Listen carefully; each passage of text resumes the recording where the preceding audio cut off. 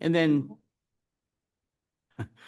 then a lot of the a lot of the green fees we missed out on were back in the shoulder rate, and the green fees we're making up are in the in-season rate. So there's a lot to that as well. Year-to-date rounds are still down, just over 3,000 rounds.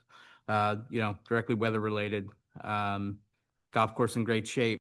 Rounds are down. Just playable hours and playable days have been down. Year-to-date golf shop, 7K up versus 2024 overall. Less sales, but better margins. That trend is continuing. We've kind of gotten our inventory levels much more correct, and sales are with much better margins overall. F&B down versus 24 overall in sales with impact of bar. The same story. The construction of the bar kind of put us in a little plan B scenario for a little while. And then some of the late cancellations to leagues, several occasions to all our leagues, would, have us miss out on a lot of food and bed revenue during the week, for much of the season here. So, cost margins are level versus 24. Year-to-date total expenses down versus 24, a little over $125,000. We can put that a lot towards water. Although Mark did start recently using a little more water, which is good. We need it, and keep everything kind of where we're at. So overall, our year-to-date net income is up versus 24, just a little over $180,000, similar to the last meeting we had. So some of the key reasons are, standard throughout the year. Weather impact, not needing to use the city water turn on there, and then just being smart, managing all our profit centers as best we can. So far, so good. I think that tells a relatively good story. Less rounds, better revenue, a lot of good things. So at that point, I can turn it over to Ed for some golf course updates. Sure. Thanks, Kevin. Just kind of going in order here as we talk through July rounds. July, we were 6,642 versus our budget, which was 6,240. So we're actually ahead of budget. We were kind of consistent as Kevin had mentioned, we were 646 rounds short to where we were last July. If you look at just kind of green fees and cart fees, we were 359,995 versus a budget of 361,296. Some of that's really probably more on the cart side than the green fee side, just having the options of walking and running. Our August rounds through when we did the report, Kevin and I, we did it through the 21st of August. We were 4,800 rounds. And through the 21st of this month, that put us 403 rounds ahead of where we were last August. So year to date, net year to date, just specifically to rounds, as mentioned above, the total is 35,875 versus where we were in 2024, a little over 3,000 rounds short of where we were last year. And we did almost 600 rounds this weekend after this report. Yeah, we did. It's been continuing to stay busy with 75 to 80 degree temperatures and feeling kind of like an early fall in the last week. As we continue through July, the range revenue was 33,168 versus a budget of 27,500. So we're 5,600 ahead there. As we mentioned on the merchandise side in July, we did 24,843. So a little short in the sales, but again, with better margins, when you look at the net number, we're still a little ahead. Kevin and I were doing kind of with Andy's help, kind of some promotions for the upcoming Labor Day weekend. So we're going to be kind of doing a little bit of a target with a few different items throughout the week. The last 3 weeks, we've been doing an item of the week, and we've gotten a little bit of throughput. And I think this time as we go into the holiday weekend, just do a little bit of everything. So stay tuned for that. Our event in August for our Golf Association was well attended. We had 48 players and a mix of ladies, men's, and seniors. And we had, nice weather, which was a nice thing. We've had to kind of juggle some balls a little bit in the June the June event. So it was nice to have a stress-free weather-related event. Upcoming this week, we've been promoting our Ladies Summer Social, which used to be our invitational. So as we kind of work through with the committee and others, myself, Mike, and Kevin, we kind of rebranded it and reformatted it. Got a little bit more interest from the ladies, which was good. We're hosting it this Thursday. We have 28 ladies signed up, so we have a nice little pocket of competition and some camaraderie. So looks like the weather's going to be in our favor as well. Golf course is in great shape. So so excited for that. Nice little event we're going to host this week. And as you all know, I think we're up over 30 as of like this afternoon. oh, are we? Okay. Even better. Yeah. And as we get into, it's crazy to think that September 1st is right around the corner here, but, our outing season will start to kind of really kick into gear as the committee kind of recalls post COVID. It seemed like May and June were our busy months before COVID. Now it's September and October. So we'll start every Monday when our Ladies League wraps up with I think it's the 22nd of September. We'll go through every Monday through the end of October. And then starting actually the week after Labor Day, we'll start doing some Thursdays as well. So between September and October, we have a total of 15 outings booked. And then we have a couple small ones built into that. So as Kevin mentioned, the league seasons have been extended a little bit. Tuesday wasn't as impacted as much as Monday and Wednesday were.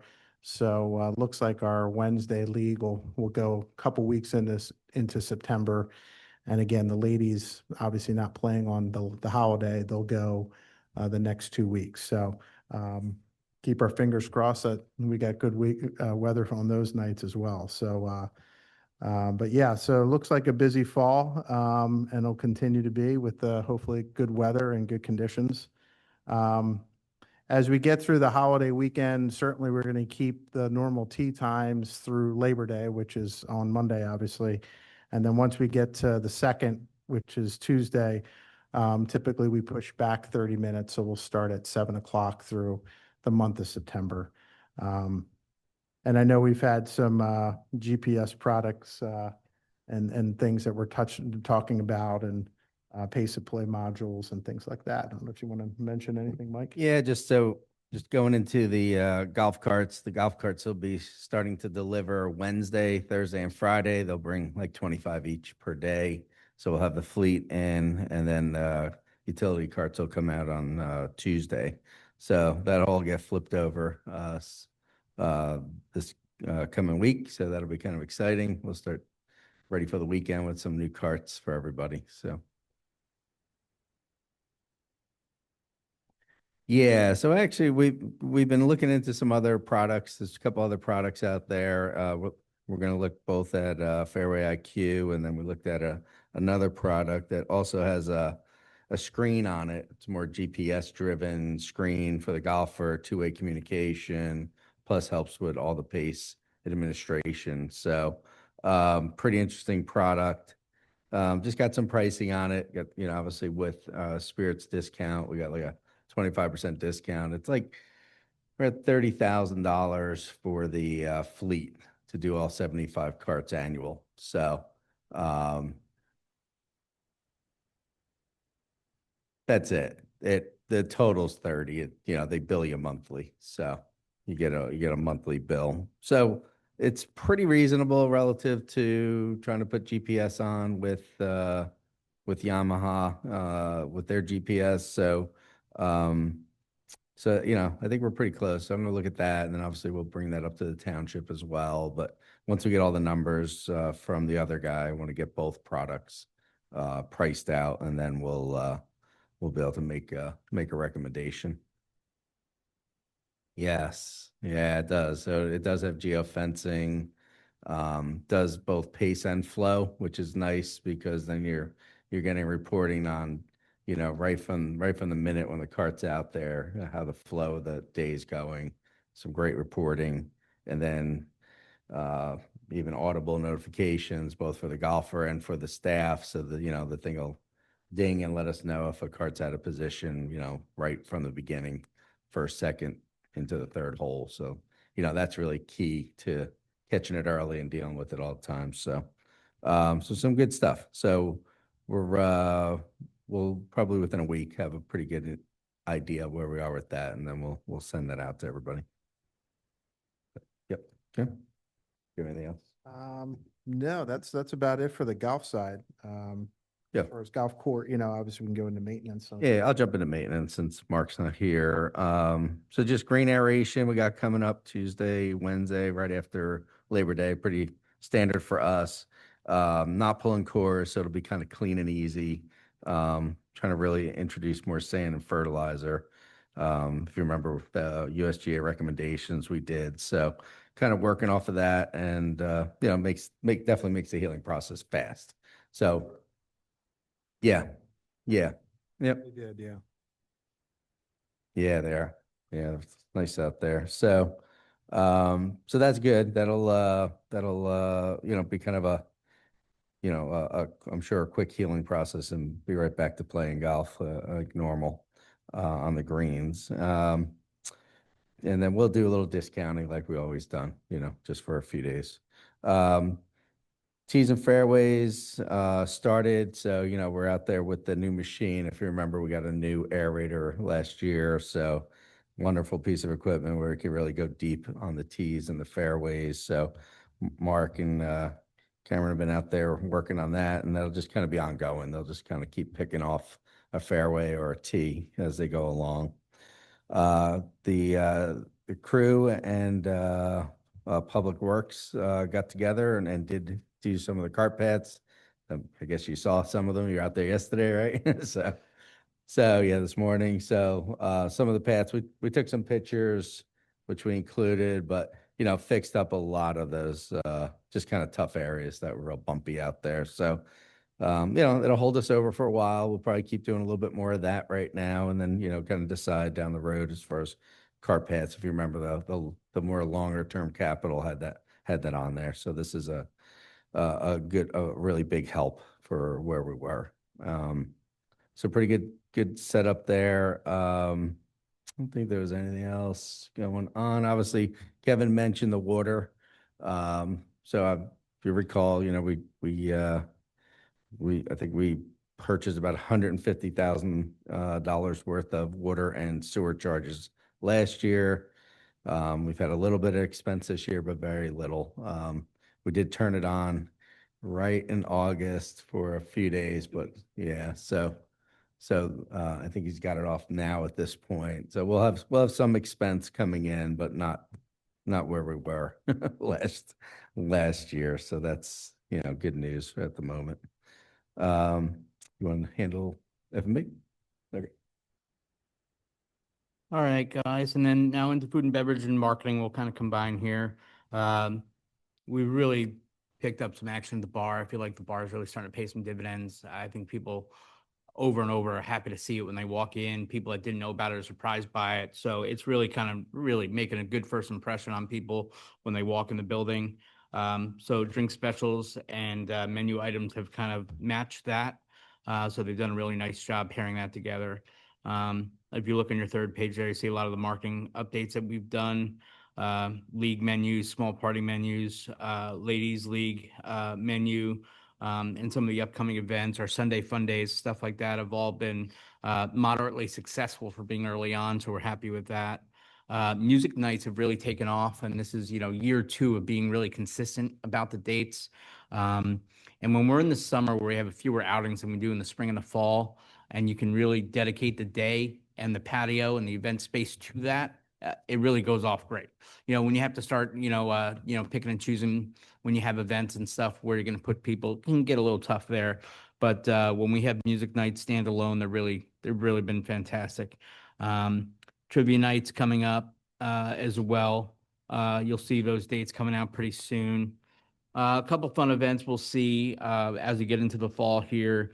Oktoberfest, that's going to be fun with a lot of different beers, and with our new beer tap with 10 beers versus 4 the way it used to be. It's going to be great. Cooking class with Chef Mark. I may attend that myself. towards Thanksgiving. So we're looking forward to some different unique events. Smoke and Oak will be back again, and a couple different events we'll keep trying to press forward with. So really strong on the F&B side right now. A lot of activity, a lot of work, but trying to make the best of our new bar, which we internally are thrilled with. From an efficiency standpoint and an overall appearance, it's been great. So, long story short, a lot of work on that end of the building, a lot of work to keep it clean and keep it right. But we're proud of what we have right there and doing well so far. So, any questions on that? One addition. We looked into. I know Rick's not here. I was hoping he was going to be here. NFL Sunday ticket is on the way. We're just about to finalize that, so we'll have that on Sunday afternoons for everybody, and for the random Tennessee Titans fans or guys like that, we'll have games for them, so that we'll have that as well. So.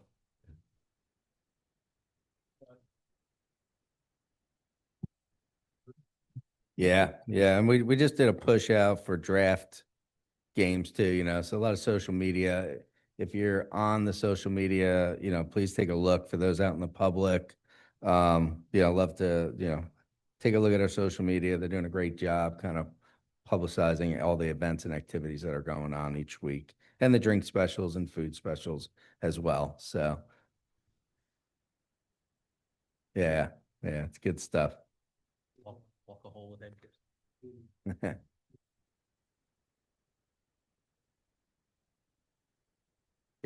Yeah, agreed. Yeah, we were just doing some buys this week actually for some of our social media, so I'll make sure she puts that on the list for sure. Yeah. All right, capital. We want to. Yeah, I mean, on budgeting and capital, probably should say budget and capital. We're working through the budget plan with Mega. She sent over new kind of rendition that we started working on already. Actually, Brian, Kevin, and I think have a meeting tomorrow morning or tomorrow afternoon to kind of go through the first scrub of it. But we should get the committee involved again in some fashion to kind of talk through looking at that. But we're pushing hard to kind of, she wants more of a 5-year out plan. So not just 1 year at a time. So we're going to work towards more of a forecasting for about a 5-year plan, which is great. So we'll do that.